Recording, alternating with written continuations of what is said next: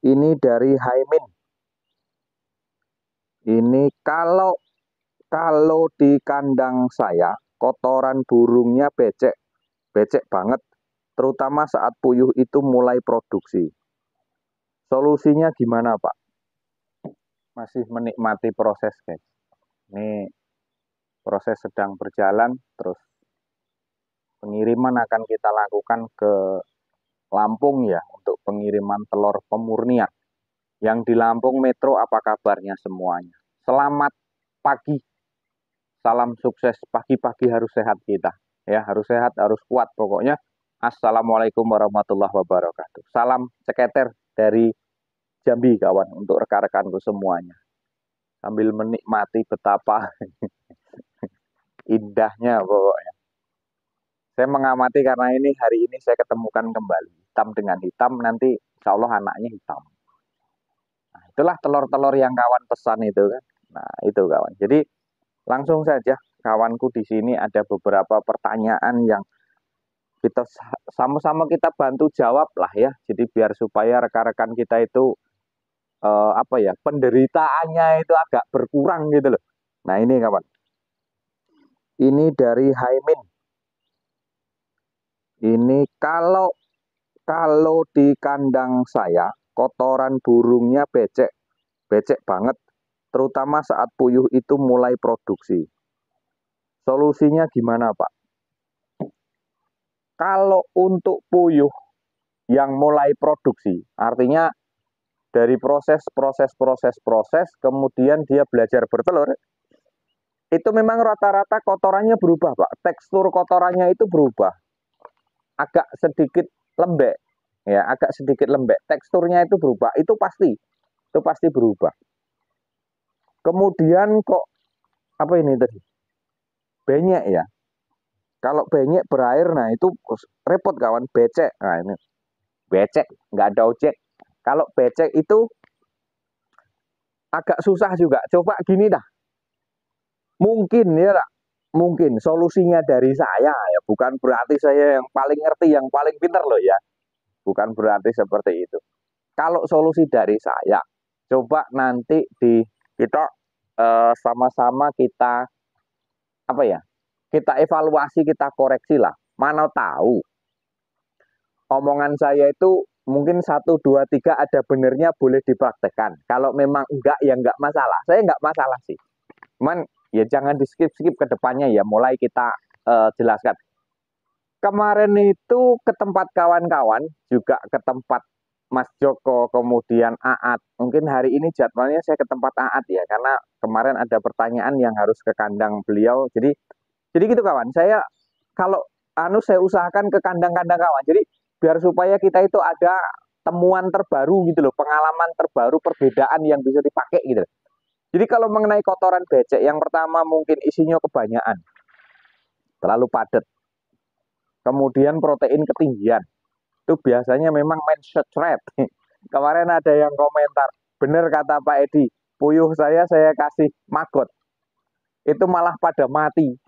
Gemuk-gemuk, kotorannya mencret, malah pada mati. Karena dia ada pembandingnya, yang satunya itu 100 ya, satunya juga 100.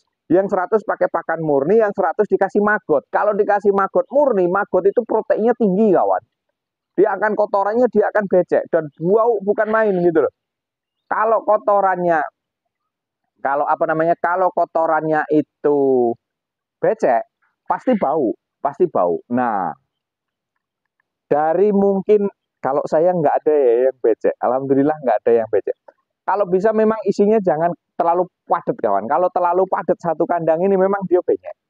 Kemudian sirkulasi udaranya itu sangat-sangat menentukan kawan, sangat menentukan. Nah, terus kemudian protein pakannya mungkin ketinggian ya. Kalau 20% bisa nggak diturunkan Pak? Ya bisa, campur dengan dedak. Atau kawan-kawan itu ngaduk apa kemarin itu ya, B12L dengan pakan puyuh gitu.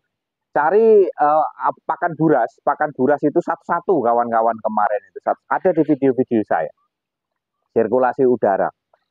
Terus kemudian kalau semuanya itu nggak bisa mengatasi, ya nggak bisa mengatasi, tapi kebanyakan bisa lah gitu loh.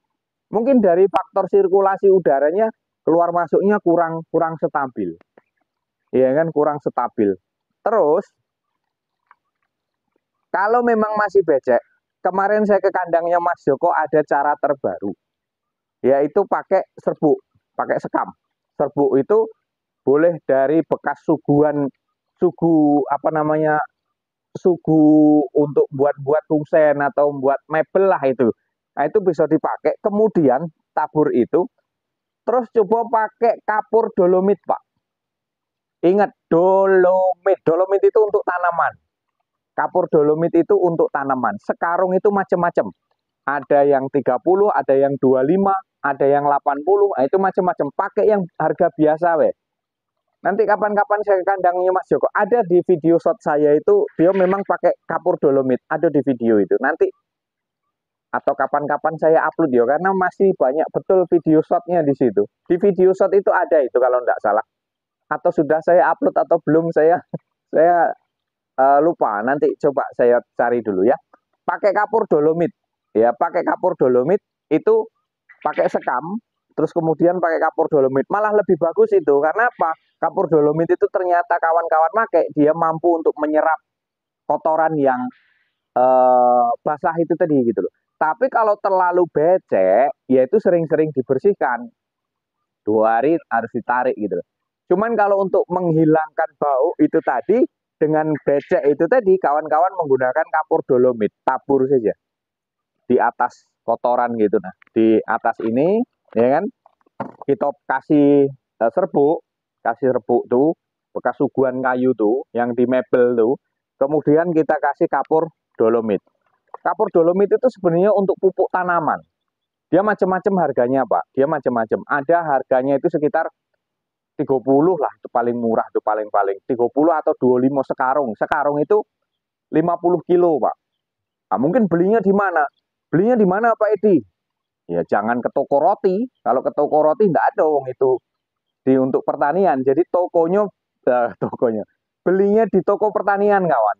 Setiap toko pertanian saya yakin itu menyediakan kapur dolomit putih dia. Itu untuk nyerap gitu loh. Nah ini mungkin nanti kawan-kawan bolehlah dipraktekkan. Kalau memang nanti omongan saya nggak benar ya berarti kawan-kawan yang nyupport di Jambi itu nggak benar semua. Tapi kemarin saya melihat sendiri di kandangnya Mas Joko, memang dia pakai kapur dolomit. Nah, jadi memang saya masuk ke kandang Mas Joko nggak bau kok, nggak bau. Nah nanti kapan-kapan saya mau duduk bareng dengan Mas Joko, karena kemarin itu waktu ke kandang beliau itu ramai betul. Dari komunitas sesudah rapat di rumah makan Pujasera tuh langsung ke situ semuanya. Jadi terlalu ramai sehingganya saya mau wawancara dengan Mas Joko tuh nggak fokus gitu loh. Tapi itu tadi teori dia seperti itu. Memang di situ ada kapur dolomit. Nah kapur dolomit itu berupa serbuk yang memang betul-betul sudah halus, gimana kayak kurang lebih kayak semen lah gitu, kayak semen bangunan gitu, warnanya putih dia. Nah, itu mampu menyerap kawan, itu mampu menyerap. Tapi ya jangan terlalu lama di situ. Nanti di situ sampai seminggu sampai 10 hari nggak ditarik ya, jadi bubur kawan, gitu. Ya nanti jadi bubur, tinggal ngasih gula malah repot malahan. Nah, jadi gitu kawan ya, mungkin di situ proteinnya ketinggian. Terus kemudian sirkulasi udara lah, itu yang penting sirkulasi udara. Memang kalau untuk baru-baru bertelur, dia tekstur kotorannya itu pasti dia agak lembut dan itu berubah. Gitu. Nah, kemudian kalau solusi saya seperti itu. Sirkulasi udaranya, kemudian mungkin kandangnya isinya terlalu padat, bisa jadi terlalu padat. Nah, kemudian kalau memang masih juga seperti itu, coba lakukan kita tabur dengan dolomit itu tadi, supaya dia nyerap. Tapi yo sering-sering dibersihkan lah.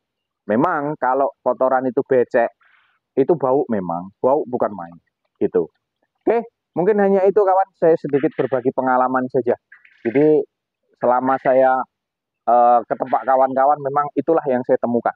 Ya realita di lapangan itu yang saya temukan. Mungkin bisa bermanfaat untuk rekan-rekan semuanya. Oke, terima kasih. Kurang lebih, mohon maaf. Salam sehat, salam semangat untuk kita semuanya. Wassalamualaikum warahmatullahi wabarakatuh.